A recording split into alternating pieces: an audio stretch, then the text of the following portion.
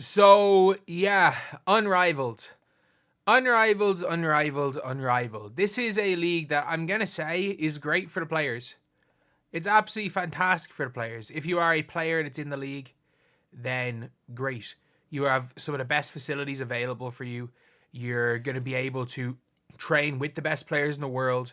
It's going to be a huge improvement for the players coming into next WNBA season. It's going to be a huge step up in the off season. But we've got to be completely honest here. It is a league first and foremost, and the most important thing is that the league long term is going to be profitable, or at least it looks like it has the potential to be. Otherwise, once that TV deal is done in 3 years, it's over.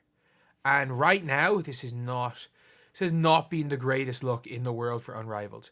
I'm gonna be honest, it's not time to panic yet. Not time to panic yet, but it's still not a good look at all. But anyway, I just saw the ratings. So obviously we made a video on this one here, 180, 120k. The scariest thing is that the Rose and Lunar Owls game had 89,000 people. There were less than 100,000 people watching this game. I mean, that is crazy. It's absolutely crazy. Like, this was a game where Angel Reese played. She is supposed to be the biggest draw in the league. And the problem is now, is that the carry-on is... We're at the stage now when it comes to the carry-on that she can't... There's no people watching Unrivaled to specifically watch Angel Reese. And that's the truth. Because if there were people specifically to watch Angel Reese, they would be staying on. But if you guys look at where the games are, they put the Phantom on first twice. So I'm telling you, people are turning off after watching the Phantom play. So the Phantom and Laces game was an embarrassment of a game. It was an absolute embarrassment. That was the game where what was it? It was a 40-point win. It was a complete embarrassment to the sport of basketball. That's the only way I can describe that game, to be honest. But yeah, like 40-point game. Satu was being Satu, and it's just not a great this was not good. It was not good at all for how do I scroll up on this website? Is there no way to scroll across? Either way, it was just not a good game. And then the Phantom as well, the second day, a bunch of people stopping watching after the Phantom game. Because I'm telling you, people are probably just turning off after watching this team. But it is one really concerning thing. At the second game, it doesn't matter who's been playing in the second game.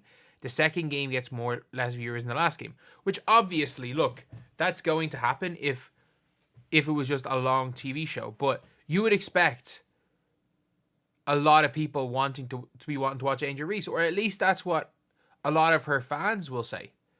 That Angel Reese is the biggest draw on this. And I would have argued that same case. I would have actually made the argument that I thought Angel Reese was the biggest draw on Unrivaled. Even above Sabrina. Turns out, no. It turns out there's no individual players that are draws in this league. It turns out like there are people that are going to be interested in watching Unrivaled. And that's just people that that have became fans of women's basketball this year. That is obviously the target audience of Unrivaled. Ironically, an awful lot of the quote-unquote Caitlin Clark fans they want to get rid of are probably the people that are watching the games anyway because they're a fan of it. They become a fan of these players. But the concerning thing is that the star power from individuals has not translated. And look, when it comes to the league, like, the league is about training, everything is about buddy and all this stuff. Like, man, I just want the only game where I saw a little bit, I'm not going to say a little bit of competitiveness, but a little bit of edge was that very first game, Skylar Diggins versus Jewel Lloyd. This is like, it's almost like they're playing it like, not even playing it like it's exhibition games, because I'm not going to question the effort a lot of times of any team not named the Phantom. But it is one of those situations where there's the edge just isn't there.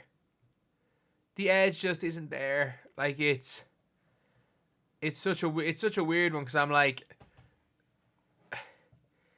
it's just there's something missing watching the games, and it's not about the format. It's really not, because like the first game, I really enjoyed the first game.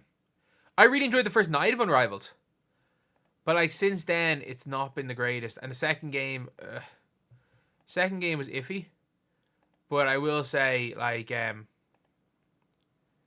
the first game was really really fun. So yeah, it is concerning. And the concerning thing again is specifically that the players, like Phee Collier was playing in this game too, by the way. Like Phee Collier is meant to be a big draw, and she wasn't. And I thought the Monday numbers were a bit bad, like sub 100k on a Saturday. And yeah, I get it, you're competing with something, but you're always, it doesn't matter when you are playing.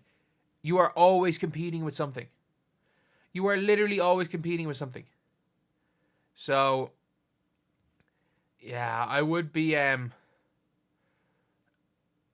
be very very disappointed with these numbers if I was Unrivaled, but look, all they can do is just try to improve the product. All they can do. And in fairness, again, on the website they are improving. It's been better. It's been better over the last couple of games. The social media stuff they're doing is great. And I do think the league is a success on social media. But I do think the problem is that people don't realize how few of the WNBA social media fan people watch basketball. Like I literally am listening to an argument of somebody who is like a WNBA media person, like arguing the reason why Jewel Lloyd is better than Kelsey Plum is, quote, she's known as the gold mamba for a reason. And I'm like, this is the same logic of, Chelsea Gray is the best point guard in the WNBA because she's the point guard, and it's like, Chelsea Gray can't run. Jewel Lloyd shot 36% from the field and 29% from three.